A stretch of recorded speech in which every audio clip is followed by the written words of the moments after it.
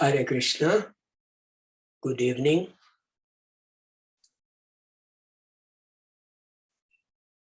My name is Krishna Baladeva Das. For those who don't know me, I guess not many of you, many call me Ashu, which means uncle in Mandarin. So I'm very glad to be your coach during the study of this important book on the science of devotion.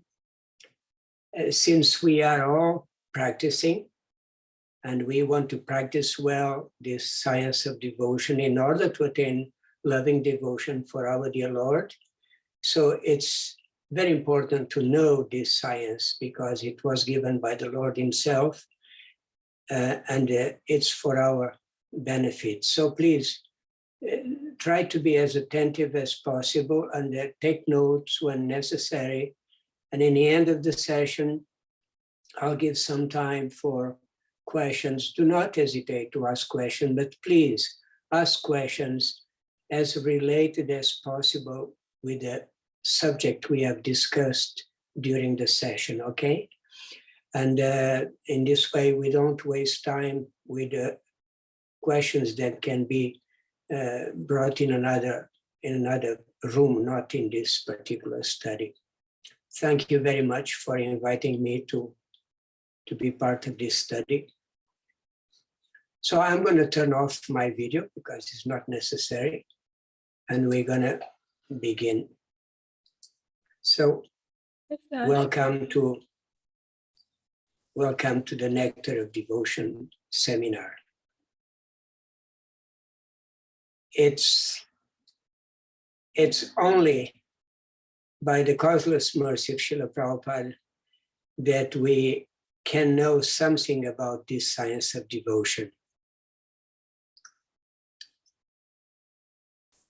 Nama Om Vishnu Padaya Krishna Prestaya Bhutale Srimati Bhaktivedanta Swami Iti Namine Namaste Saraswati Devi Gauravani Pracharine Nirvishesha Shunyavadi Pashatya Deshatarine.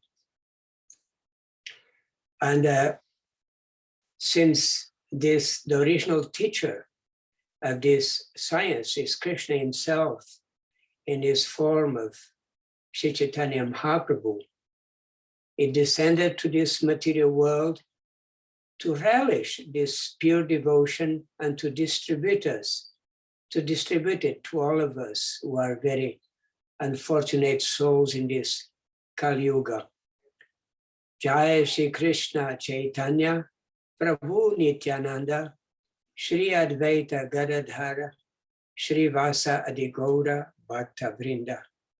And as perhaps most of you know, Lord Chaitanya Mahaprabhu is a combination of Radha and Krishna, where the representation of the topmost manifestation of love of God. Hare Krishna, Krishna Krishna, Hare Hare, Hare Rama, Rama Rama, Hare Hare. And Sri Chaitanya Mahaprabhu's direct followers were the 6 Goswamis.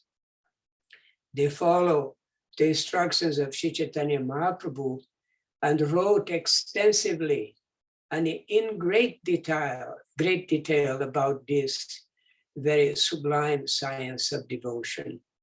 Vancha kalpa tarubhyarcha kripa sindhubhya evacha patitanam pavanebhyo vaishnavebhyo namo namaha.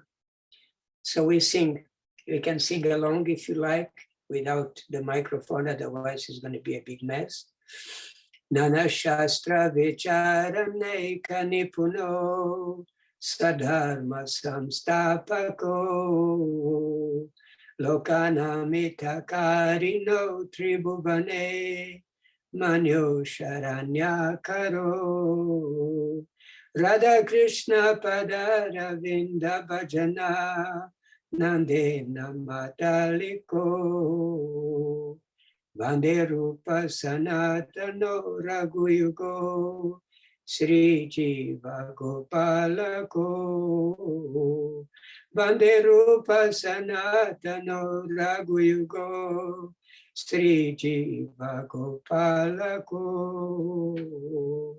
So this is one of the 8 songs in glorification of the 6 Goswamis written by Srinivas Thakur, Sri Sri Sad Goswami Astaka. This is the number 2 that Srila Prabhupada used to sing before the lectures of Nectar of Devotion.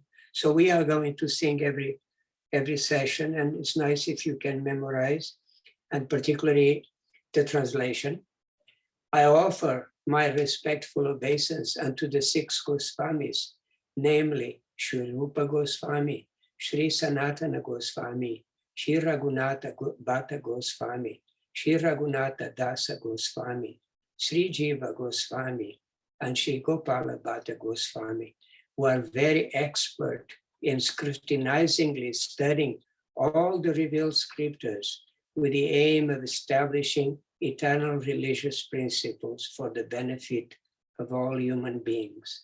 Thus, they are honored all over the 3 worlds, and they are worth taking shelter of, because they are absorbed in a mood of the gopis and are engaged in the transcendental loving service of Radha and Krishna. Very beautiful prayer. I emphasize here 2 sections. We're gonna read again. Who are very expert in scrutinizing, studying all the revealed scriptures with the aim of establishing eternal religious principles for the benefit of all human beings. This is very beautiful and very significant. Amongst the 6 Goswamis, Srila Rupa Goswami was the leader. And it was to whom that Sri Chaitanya Mahaprabhu spoke the most about this science of devotion. They spent 10 days, all day long, on the bank of the Ganges in a very special place, Prayag, at a very special bathing place, the Shashvamedha Gata.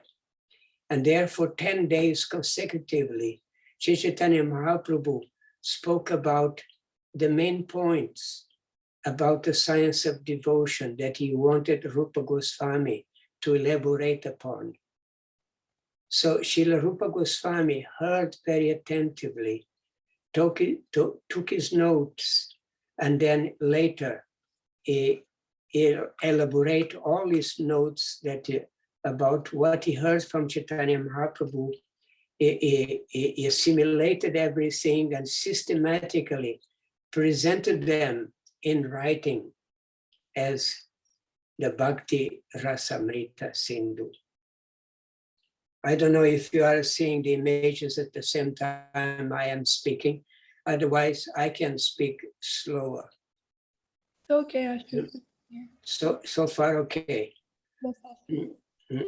So Bhakti Rasamrita Sindhu is the original title of Srila Rupa Goswami's book on a complete study on this science of devotion. Srila Prabhupada, it's very interesting and very relevant and very revealing also that Srila Prabhupada, before going to USA, going to America, he lived in the ashram of Shri Radha Damodar. And interesting enough, he was sitting, the place where the room, he had 2 rooms opposed to each other with a veranda. And in a room where he used to cook and take his meals was also the room where he used to translate the Srimad Bhagavatam to prepare for his transcendental adventure to the West. So one time, so this is in this room, there is a window, and the window is facing the courtyard of Radha Damodara temple. I believe that some of you have visited this place. It's a very beautiful place. I'll consider one of the most important places because this temple is situated right on the center of one of the major places of the rasa dance lila of the Lord with the gopis. And in the courtyard of this temple is uncountable bhajan kutirs and samadhis and puspa samadhis of practically all the Goswamis and so many other acharyas, so many other great Vaishnavas. Amazing place. It's full of samadhis. But in a courtyard, in the main courtyard that Srila Prabhupada was facing through his window, it was the samadhi, a big samadhi of Srila Rupa Goswami that he could see the backside. In front of that samadhi is the Bhajan Kutir, the place where Srila Rupa Goswami spent his time doing his bhajan, most particular writing and chanting. Once, while Srila Prabhupada was translating the Srimad Bhagavatam, he had a vision of Srila Rupa Goswami. He appeared to him, Srila Rupa Goswami himself. Srila Prabhupada was overwhelmed with ecstasy. And he was just shown with his hands kind of giving blessings to Srila Prabhupada, to his mission. Srila Prabhupada, he was certainly in great anxiety to be able to accomplish the mission given to him by his Guru Maharaj, and being in that particular place. And now having this vision of Rupa Goswami blessing him, Prabhupada felt his inspiration so much boosted, his determination to go to the West.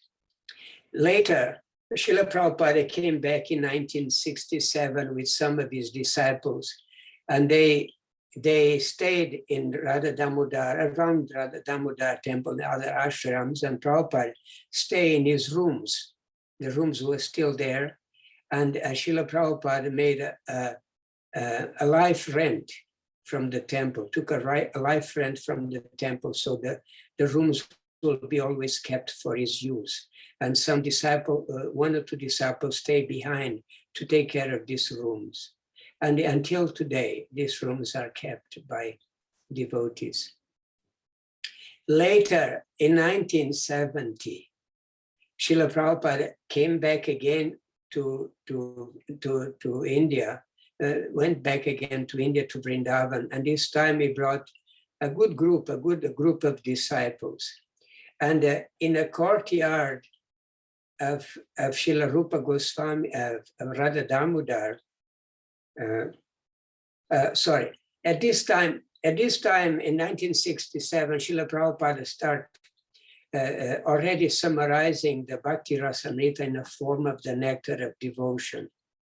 It was not a complete translation of the Bhakti Rasamrita Sindhu, because Bhakti Rasamrita Sindhu contains more verses than Srimad Bhagavatam. It's a greater work in terms of verses.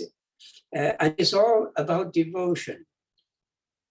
And the Srimad Bhagavatam, as you know, has 18,000 verses, whereas the Bhakti Rasamrita Sindhu has over almost 23,000 verses.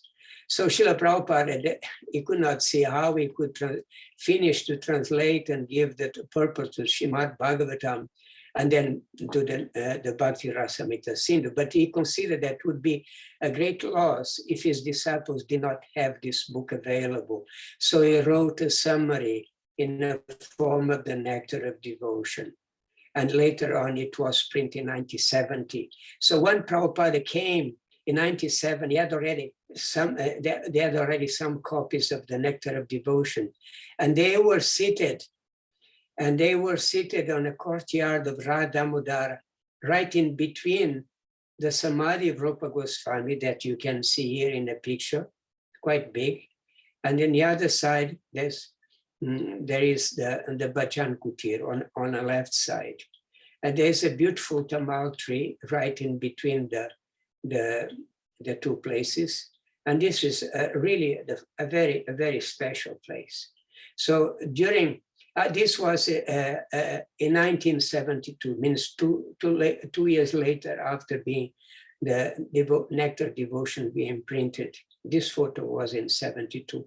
So during the month of Kartika, month of Damodar, Srila Prabhupada gave us a series of lectures on Srila Rupa Goswami's Bhakti Rasamrita Sindhu. Very, very, very, very beautiful lectures, and they are recorded. You can take advantage of them. You just go find the lecture in 1972 and you find those lectures of the Nectar of Devotion. Very, very special, very significant. So Srila Prabhupada mentions that Bhakti Rasa is the primary subject of Bhakti Rasamrita Sindhu. So he introduces the subject book, the book in a preface of his Nectar of Devotion, and he comments on the title of the book, because the title of the book given by Srila Rupa Goswami himself, Bhakti Rasamrita Sindhu, he says so much. They say so much about the work itself. It practically, in a seed form, explains what is there in our book.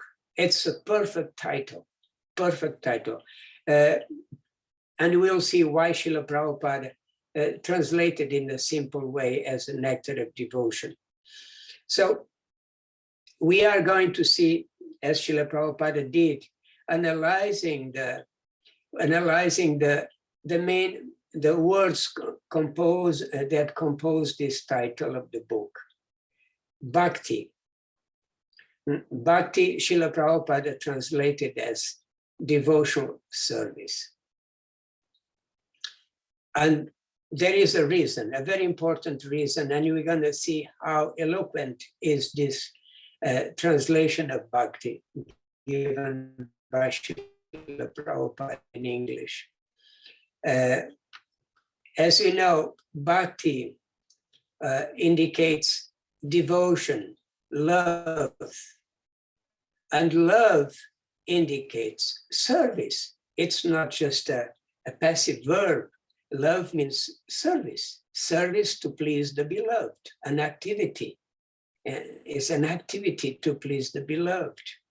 So the translation of Bhakti as devotional service is a very, very, very wonderful definition of Bhakti. Very, very wonderful. See, Bhakti,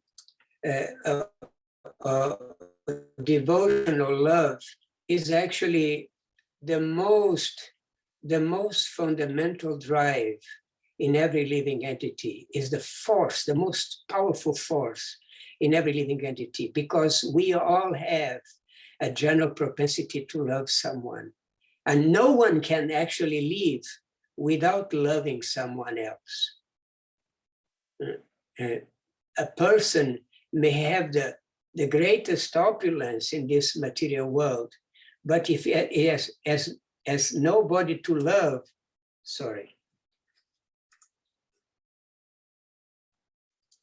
a person may have immense opulences, but if he does not have anyone to love, or somebody who loves him in return, is the most miserable person, isn't true? You know, love is actually such a fundamental thing in our existence. So we cannot be happy without satisfying the natural desire to love. We cannot. There are people who have immense fortune, immense opulences, who commit suicide because they don't have loving relationships. Life becomes unbearable. But we'll not be able to perfectly fulfill this desire to love unless we allow it to expand it to the most inclusive extent. It means to be able to love everyone. Now, right now, we may love a few people, and we have a good loving relationship with some people, but not with all people. Not with all living entities, certainly not. Maybe if you have a cat or a dog, you love your cat and dog, and that's it. And you love people around you, people who have a relationship with you. Otherwise, our love is very crippled. It's very, very, very narrow. So we can never fulfill our propensity to love unless this is very, very, very important. So you see, in the beginning, in the primary stage, the child loves the parents, most particularly the mother.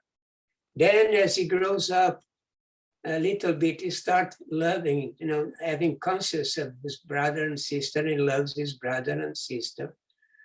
And then as he grows more and more, he starts learn how to love his whole family, and eventually, love the society, love his community, love his country. And even some people can love all human society, very altruistic people. But even if you love all human society, our loving propensity is not completely satisfied. It's not.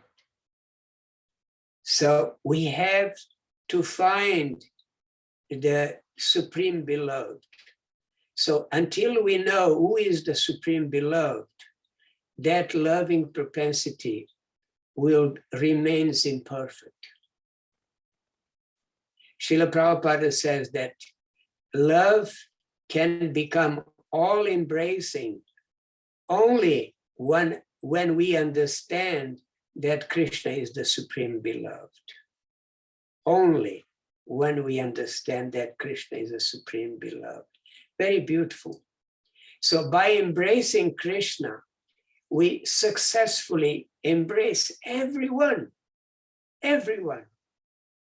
Means we love everyone, because Krishna is the root of all existence. Is the root of all existence. See, as if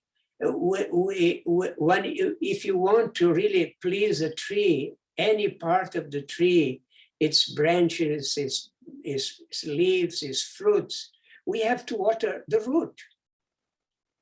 By watering the root, naturally the whole tree is nourished.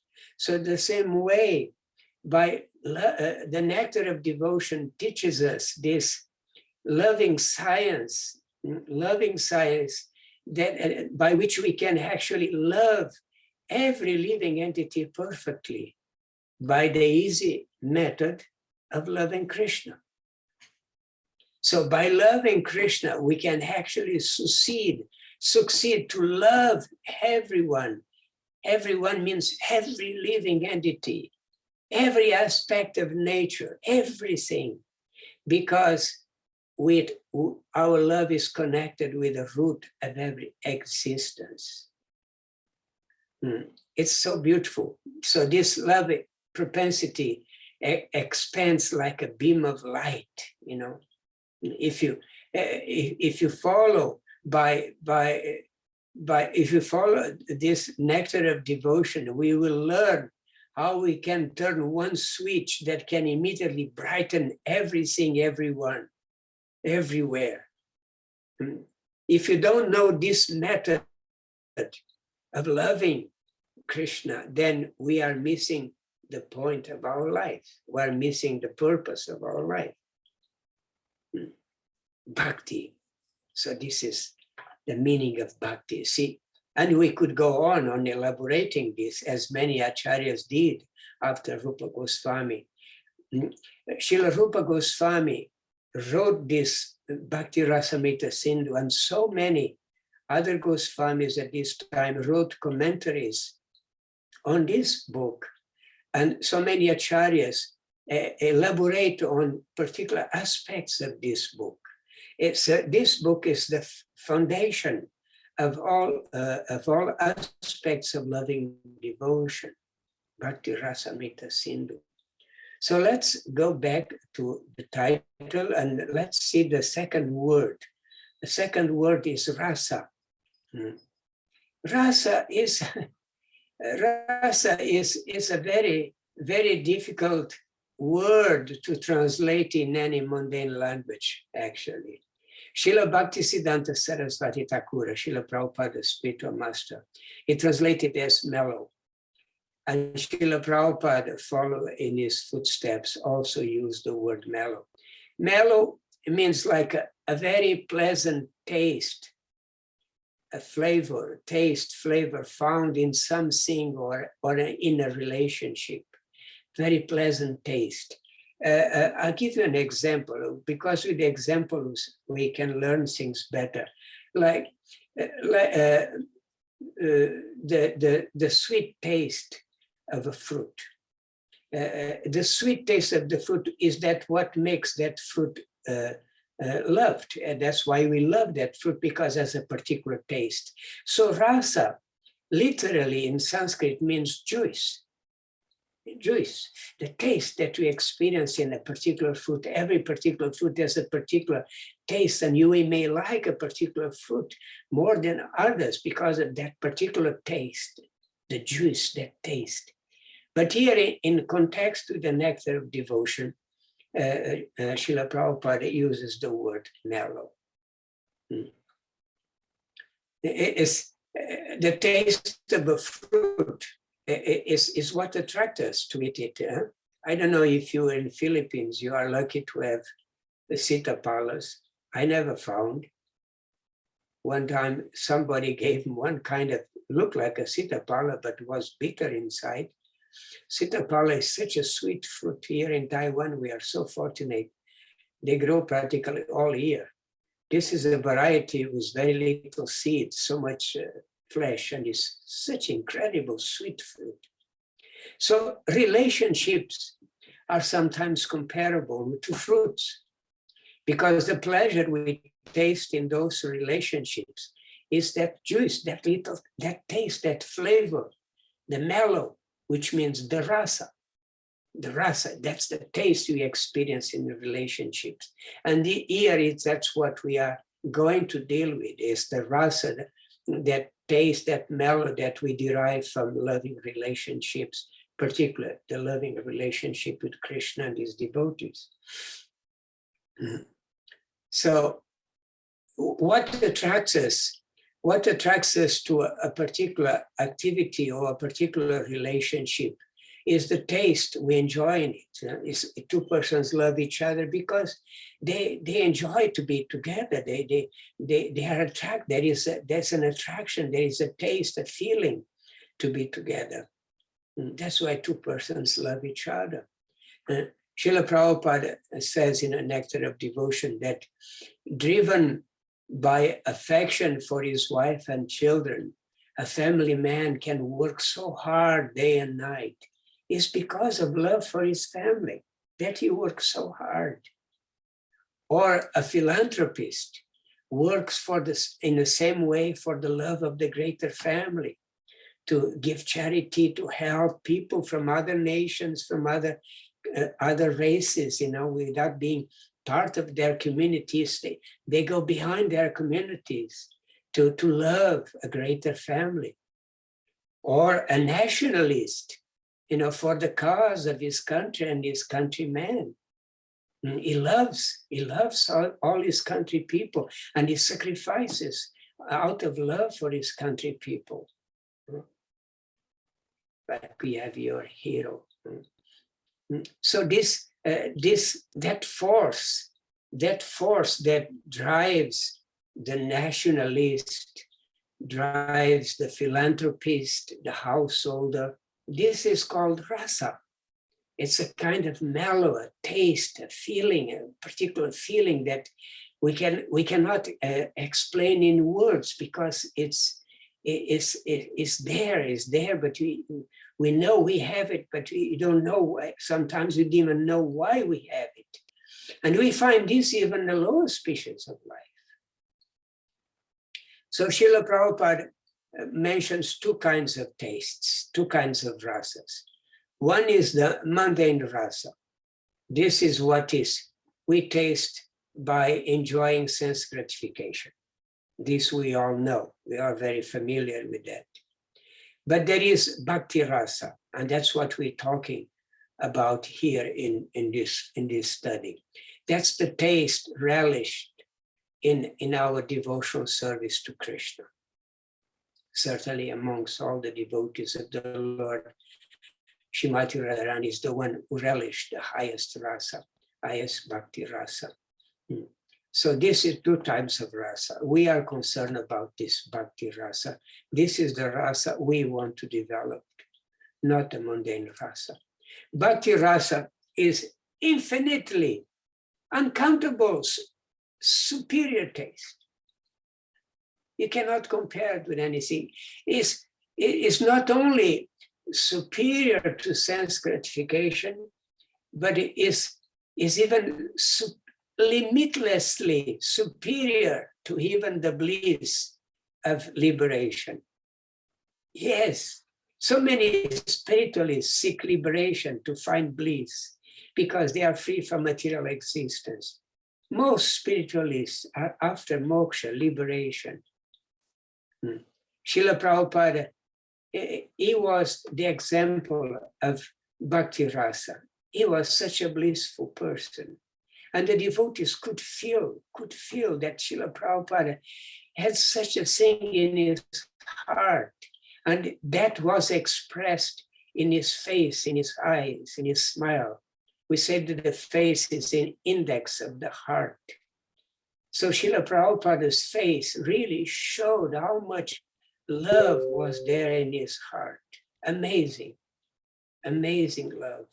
He was really imbued with this bhakti rasa.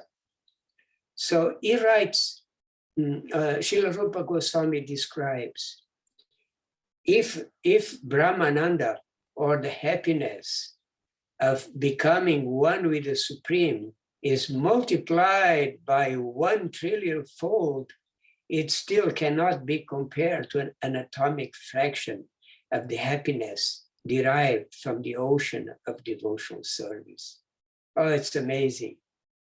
1 trillion fold cannot be compared with the atomic fraction of the happiness, the bliss that we derive from the ocean of devotional service. Amazing. So it's impossible for us to fully understand the infinite happiness, the infinite bliss that can be relished in bhakti. Yes, we already have some little taste for, at least for prasadam, you know. And yes, we have taste to hear Krishna Katha and so many other things. Certainly we have taste for many devotional practice, you know, association of devotees, nice kirtans. But it's impossible for us to, at this stage, and I guess at any stage, to really understand the infinite happiness that we can relish in bhakti. Because it's beyond any experience we have in our limited existence. It's beyond. Srila Prabhupada, out of his kindness, he gives us a glimpse of what is bhakti rasa by doing something very interesting, comparing it with something that we are quite familiar with, the mundane rasa, comparing it. So by comparing, you can see what's really there in bhakti rasa that makes it completely different from the rasa we know in this mundane platform. So far, so good. The images are going okay. I hope so. Yes. So, mundane rasa. Mundane rasa has two qualities. One is bhoga. Bhoga, you know, that means bhoga, big sense enjoyment. And the other aspect of mundane rasa is tyaga. Tyaga means renunciation. So, mundane rasa has these two qualities, bhoga and tyaga, means it goes between enjoyment and renunciation. People, after enjoying so much and not finding really pleasure, then they renounce. But and like some people become monks, renunciates, you know, they live in hermitage or live in a monastery, you know. You see Christians, they give up their bhoga, their material enjoyment, to live a life of reclusion dedicated to God. But neither enjoyment nor renunciation is really the natural position of the soul. So that's why even see some people give up material enjoyment to become a religious person, become renunciant, and then their hearts, they still miss that material enjoyment, and they can go back. They can go back to their material enjoyment. There's so many cases of that. So many cases of that. So we cannot really remain permanently in each of these situations. Too much sense gratification, eventually we become tired of it, because it becomes tasteless. There's no more juice. That's why people's, you know, relationships nowadays, they break so easily, because they push their sense gratification, their mundane enjoyment to such extreme that then it comes to a point that they cannot enjoy anymore, and they just go each one his way, you know, because they cannot enjoy anymore. So they can renounce each other, but then again go back to somebody else. This goes on and on. So we are bounced by one position to another, because we cannot find real satisfaction in that position. So this is one of the aspects of mundane rasa, is bhoga and tyaga. It means it swings between enjoyment and renunciation. And the other aspect of the mundane rasa is chapala sukha. It's unsteady, it's flickering duration of happiness. Like you eat ice cream. In the beginning, it's so nice, but then you start finishing, and eventually, oh, gone. No more ice cream. Oh, my ice cream finished. So the happiness of mundane rasa is always temporary, always flickering. Chapala sukha. Sukha means happiness. It's a flickering happiness. Does not last very long. And you see, any aspect of material happiness is always flickering, is temporary. So even if you succeed in having the greatest material enjoyment, that material enjoyment, it must end one day. It eventually finishes it.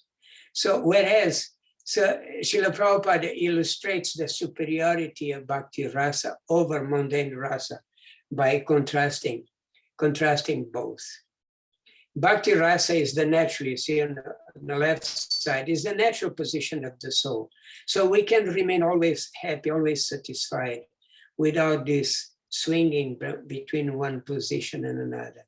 So the pleasure of bhakti rasa does not flicker if we are really engaged seriously in devotional service.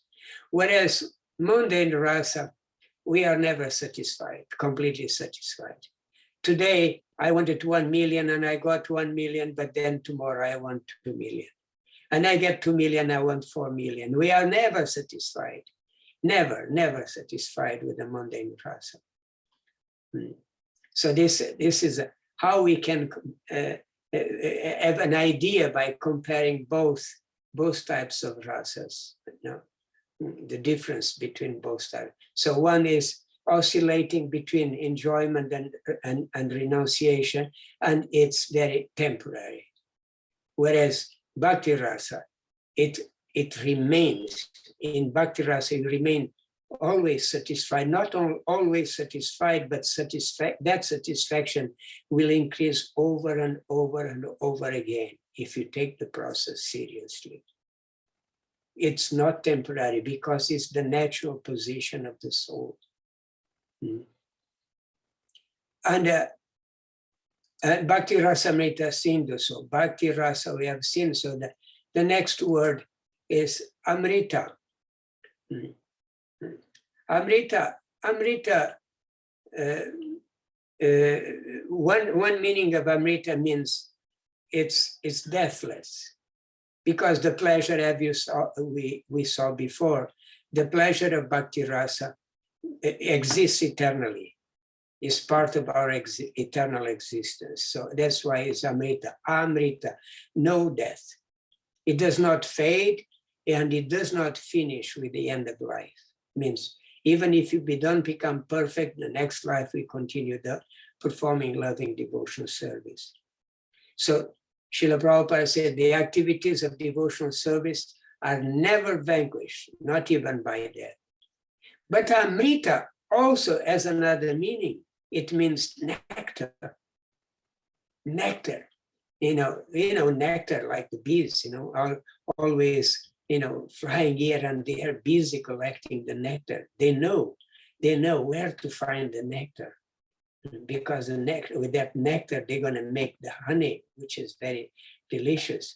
Amrita means a very, very nectarian, very taste nectarian beverage that makes us deathless. So this is connected. So devotional service not only gives eternal pleasure, but is also the process for achieving eternality. Both.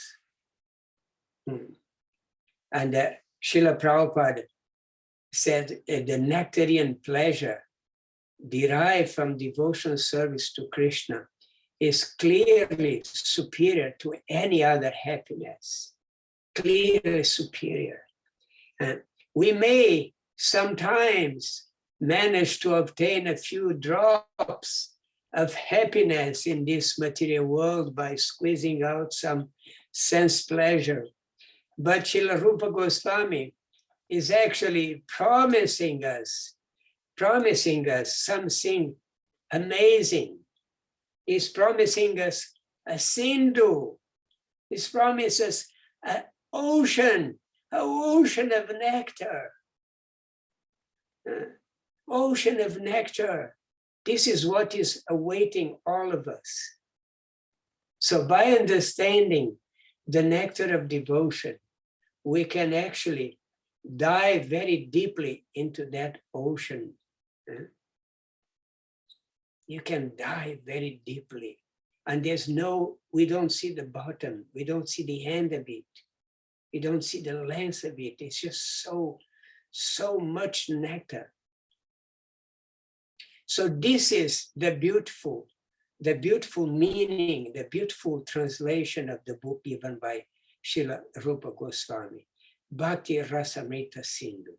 So it's a notion of the nectar of rasa in devotional service. So is the ocean of the nectar of rasa.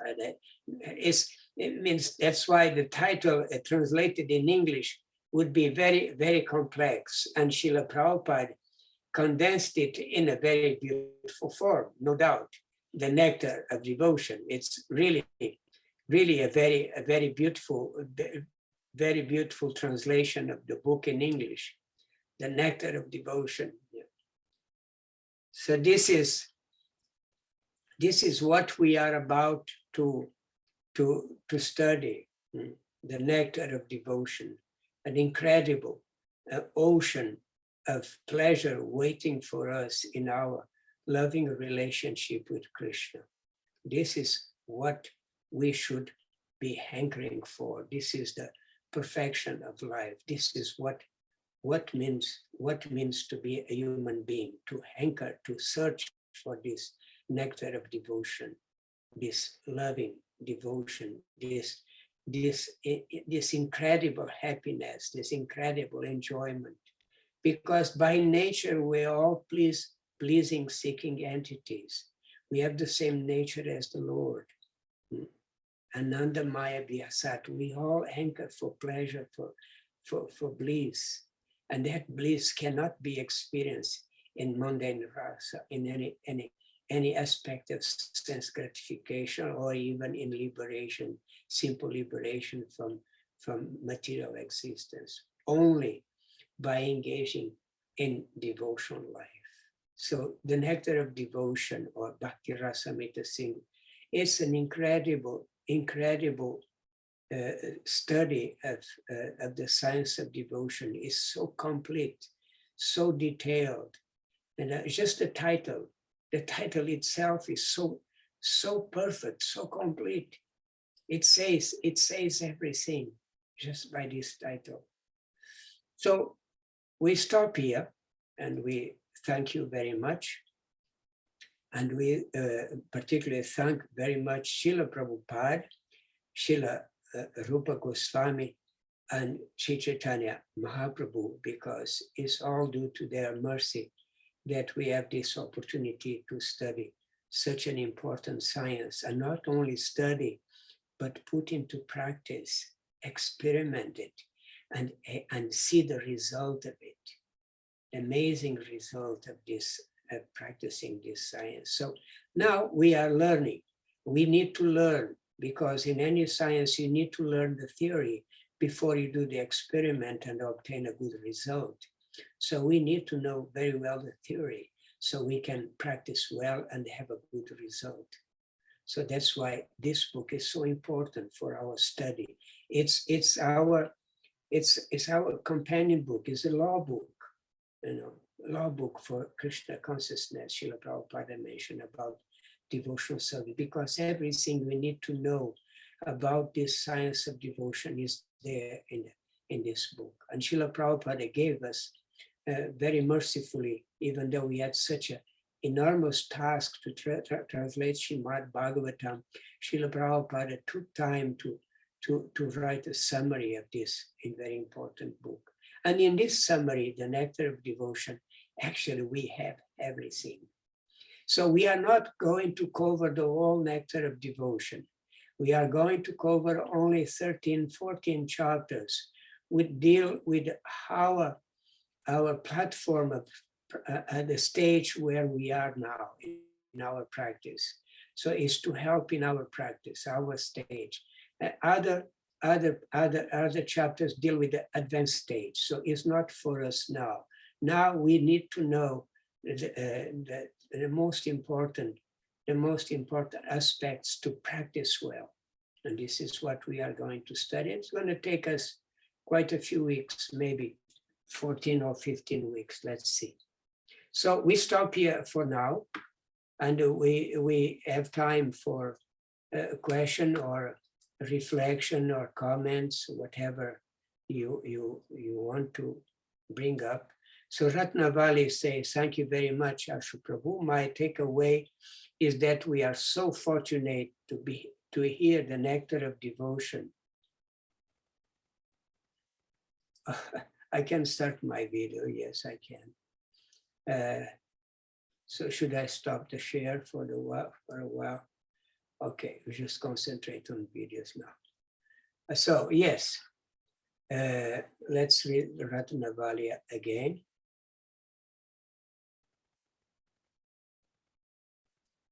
So she is saying, thank you very much. My takeaway is that we are so fortunate to hear the nectar of devotion by our causeless mercy, by Srila Prabhupada's causeless mercy. Simply by hearing, we are drinking the nectar of real happiness.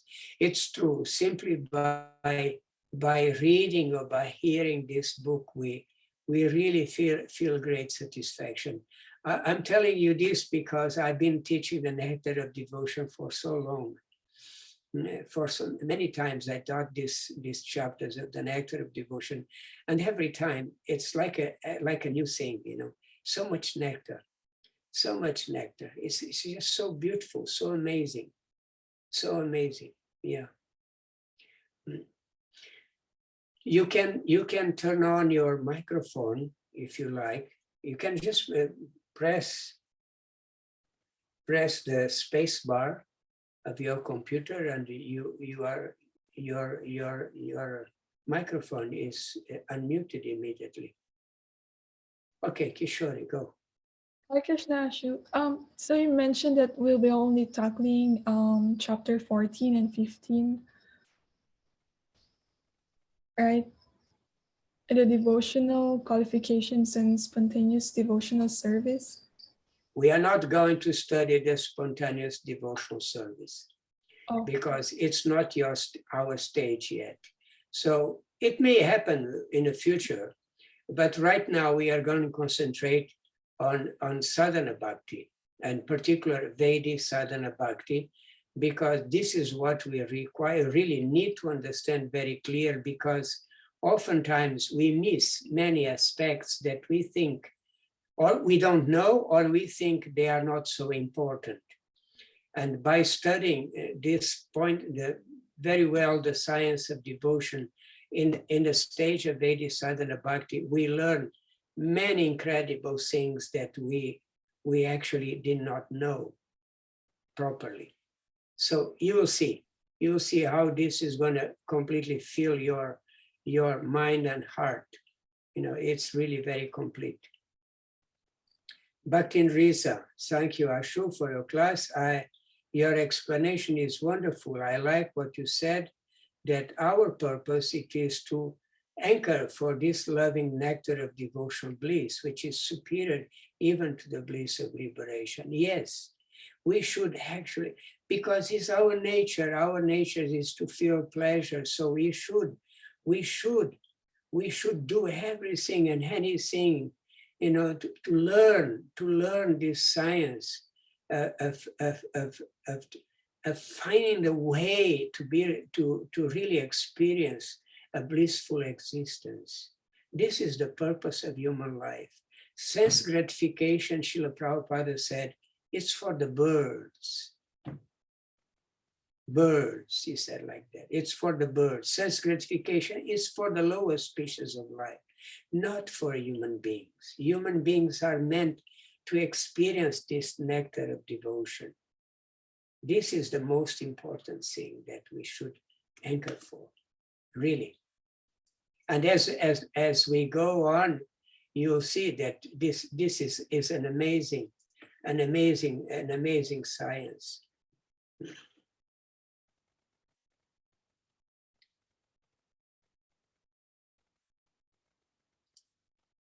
Any other comment? Hare Krishna, Ashu. Yes, Ral Charan Prabhu, I didn't notice you were there. Actually, I missed to check everyone, as I usually do. I check who is there, but this time I was so absorbed to make sure that we would cover this first part. Okay, go, Radha Charan. First of all, thank you very much, Ashu, for adjusting, because of course this is in the evening time. And yes, other devotees are available this time of the day. And actually, we are very excited for this Nectar of Devotion. Just here the introduction, the title of the book, it's already wonderful, amazing, and I believe everyone is looking forward for more, Ashu. My only suggestion is, if it could be interactive. You could give us assignments as well, and other things that we could Yes, it's read gonna in the be. advance. So Yeah, it's gonna be. I'm gonna stop sometimes and try to see if everybody is getting the points. This was just an introduction to the title of the book. It's just a warm up for the whole thing. But we're gonna, and I'm gonna ask some questions in the beginning based on the previous session. So be there so that you can catch the answer, a proper answer when it will be simple questions, but would be indicative if you are attentive or not, because it's a study. It's not just something that we read for the sake of reading. Is a study. Nectar of Devotion or Bhagavad Gita is mainly a study. Srimad Bhagavatam is a study also, but you can all read because there are many stories, and you pay more interest to the stories sometimes. Chaitanya Charitamrita, yes, there is instruction, but there's also many stories. But in an act of devotion, practically there's no stories, as in the Bhagavad Gita. There's no stories. It's just knowledge. So we have to be very attentive in order to grasp the main points. So I'm going to ask some questions in the beginning of every session, 2 or 3 questions, and I'll choose one of you to answer. See if you can do it. Will not take too long. Looking for. And I will give a reading assignment, so you can read the introduction for the next session. Introduction, because introduction is also very rich, very elaborated. So read the introduction for next time. And yes, we'll try to be as interactive as we can, but we'll see how it goes. I have maybe sometimes to stop the presentation temporarily and try to see if everybody is catching up nicely. So far, okay, let's see what Bhaktin Jingi says. My takeaway, the purpose of life is bhakti. Bhakti is the goal and is also the process. Yes, it is. With devotional service, we experience the real happiness, true bliss. Happiness in mundane rasa is temporary, but we get infinite happiness in bhakti rasa. Yes. So this is what we already understood here. This is very nice. Very nice points, yes. Bhakti rasa, that's what we are interested in cultivating, this bhakti rasa. And it's in one way is very simple. The process is very simple, but in other ways can be very difficult, because by nature we are not very simple. We can be very complicated people. So, and we have been used to live in a complicated world. So we may sometimes have a hard time to understand a few points. Navadvipa, you show yourself. You want to say something? Hare Krishna. Nice to see you. So yeah, thank you very much for this wonderful explanation and opportunity to learn the nectar of devotion. I just want to ask if like for me to remember the one particular book, like Bhagavad Gita is about Krishna, or it's Krishna is the speaker, and then the Ramayan is about Lord Ram. So is it correct, or am I correct if I can relate this nectar of devotion is about the devotion of Srimati Radharani? Yeah, ultimately it is. Ultimately it is, because she is the perfection of devotional service.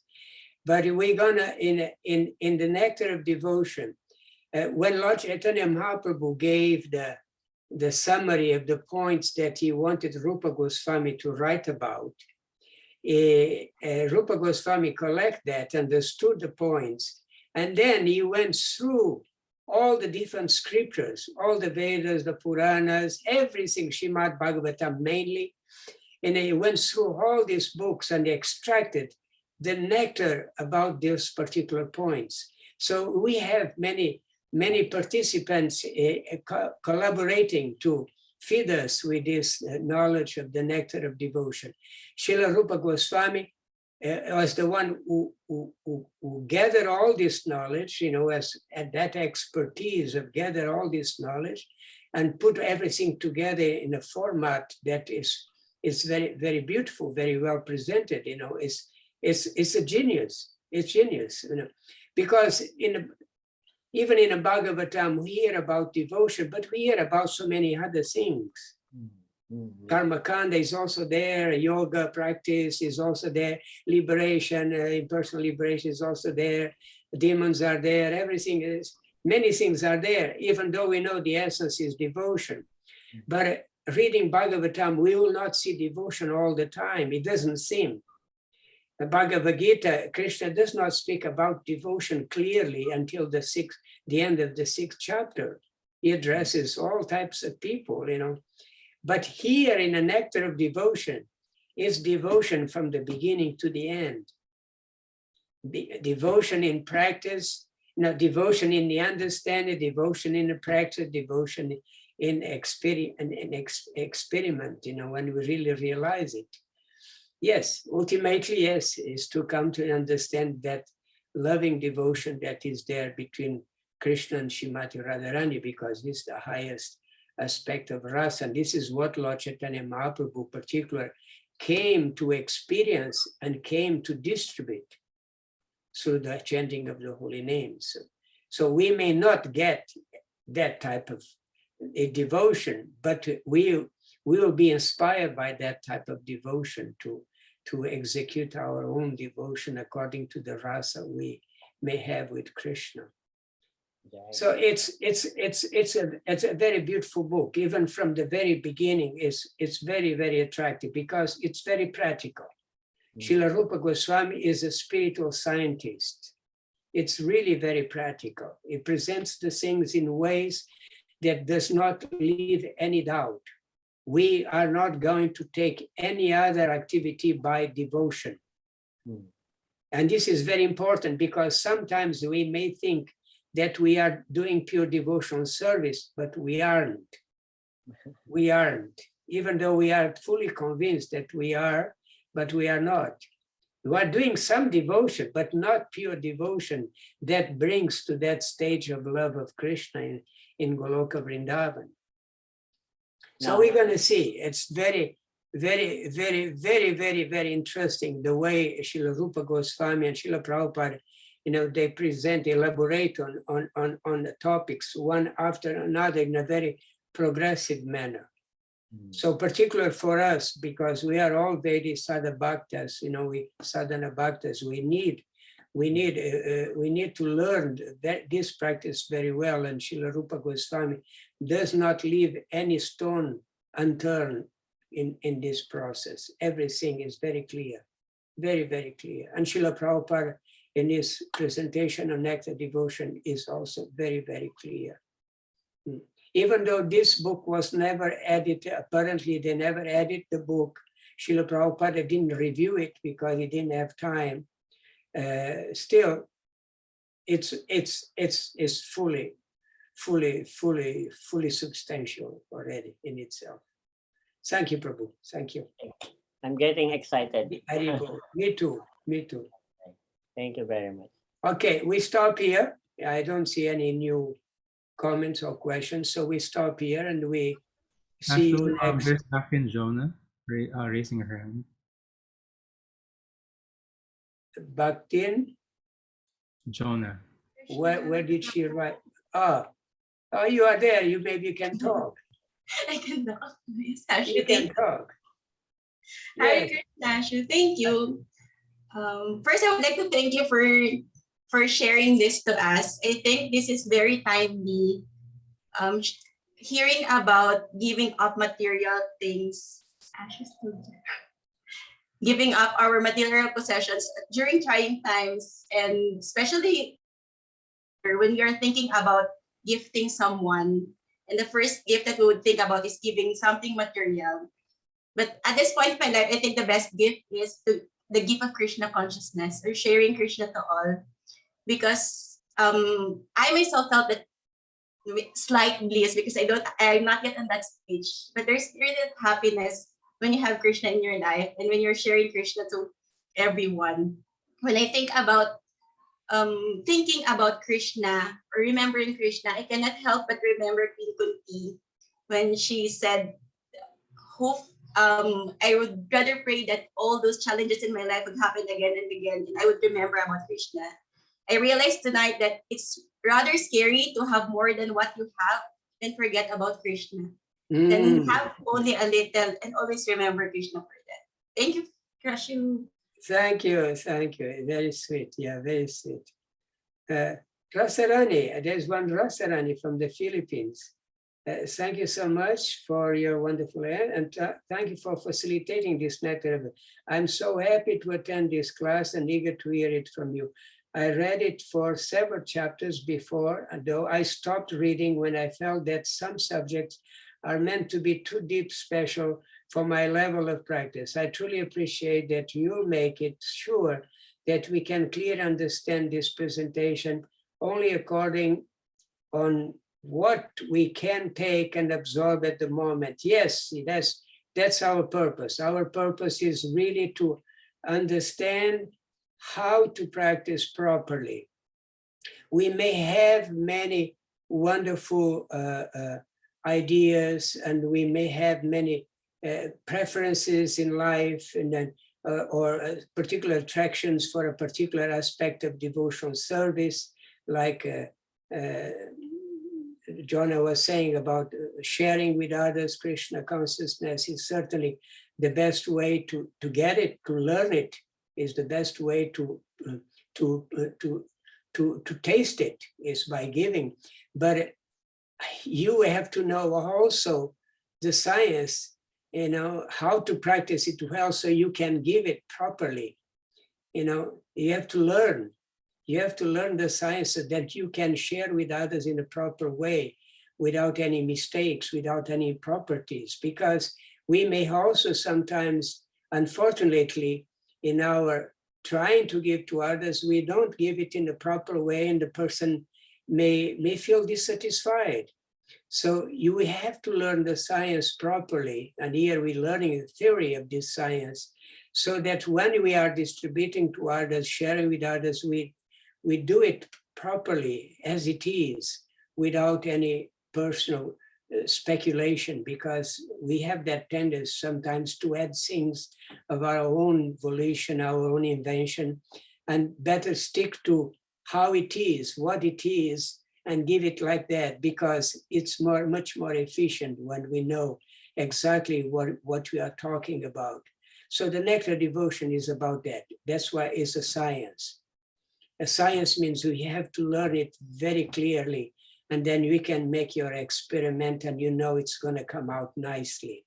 If you don't learn the theory very nicely, then your experiment will be faulty, and the result will not be as suitable as we expect. So the same in preaching. We need to, when we preach, when you share with others, we should know the subject matter very well, either Bhagavad Gita or the Nectar of Devotion. These are particularly the books that we use mostly for our preaching activities, because are the most practical books. So we need to know them very well. So Bhagavad Gita, Nectar of Devotion are the two most important books for a preacher.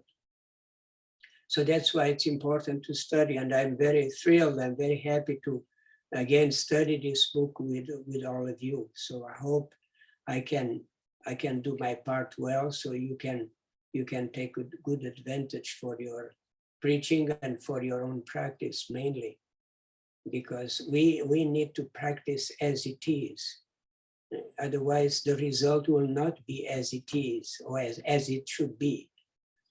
So the same in sharing with others, we should know how to share properly, without incorrections, without imperfections, so that if you know well and people ask us questions, so we can elaborate, you can satisfy their questions, and our sharing with them will be much more useful, much more fruitful.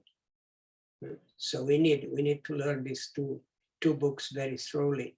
It's not in one session, in one seminar that you're going to learn. This is just to churn the main points, so then when you're going to read, you're going to study, you're going to learn more and more. We know that we don't read, we don't learn simply by reading a book or attending a lecture. We learn a few things, but to learn the whole science, it takes many lectures, lots of readings, lots of studyings, and lots of sharing with others, and particularly lots of particular personal practice. Very, very important. Because if you don't practice well, you cannot share well with others. Will be always some difficulty there. So thank you. Thank you very much. It was really very nice to be with you, and see you next Wednesday tomorrow we have a reading of on Chaitanya Bhagavat, the pastimes of Lord Chaitanya in his childhood and youth were very, very beautiful, very sweet. So if you have time, you are much welcome. Hare Krishna, Srila Prabhupada ki jai, Srila Rupa Goswami ki jai, Nitai Gaura Premanande, Hare Hare Bo. Thank you, Hare Krishna. Jatu. Thank you, Ashu. Hare Hare Krishna. Bo.